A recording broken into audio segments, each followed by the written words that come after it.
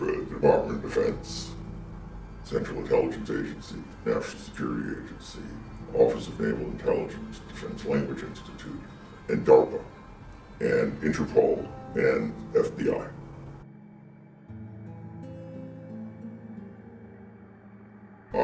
Classified above top secret, that's all I can speak of now. Every job I was part of, every project had a different level of clearance depending on the application.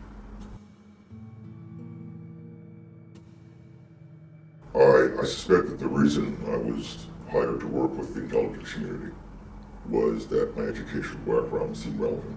It was applicable. Basically studying medicine and the effects of energy on the human body was what everybody seemed to was looking for back in those days.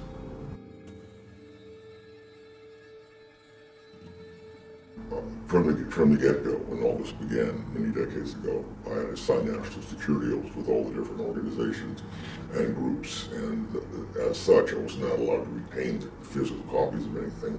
Most of it stored in my own brain, but I do remember what I did, where I did, with whom I did, what the specific information was, names I can't speak of, and specific dates I can't speak of.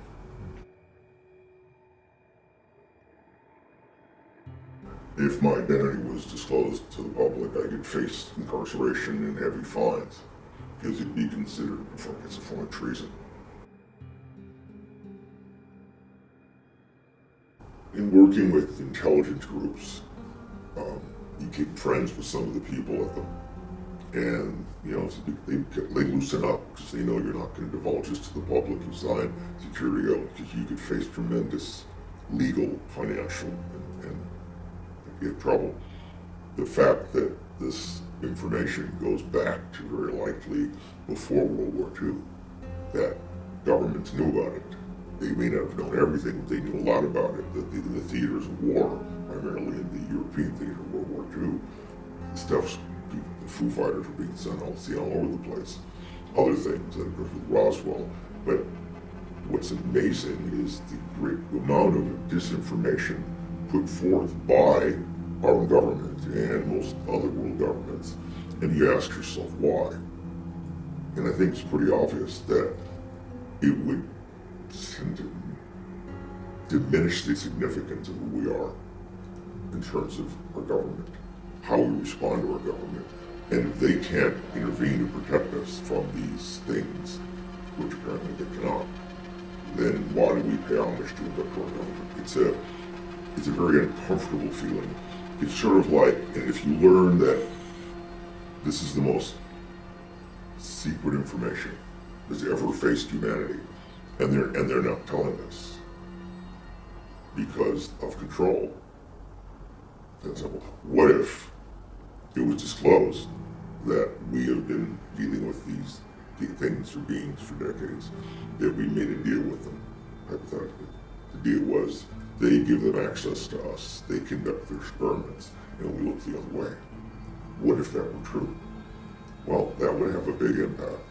When you go vote, have a big impact when you write your check every April 15th. It would leave us as a disenfranchised culture. The most compelling evidence given to me, shown to me, was autopsy reports from various medical examiners to the military of recovered alien bodies.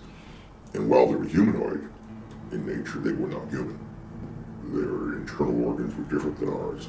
They had no reproductive systems. And this information was very well discussed and printed by the late Leonard Stringfield in Crash Retrievals. He had several monographs and I think several books focused on it.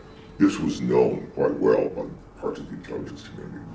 The way this is all handled is compartmentalized. So everyone has what they need to know, and they don't have enough to integrate everything to the point where they can disclose it to the public.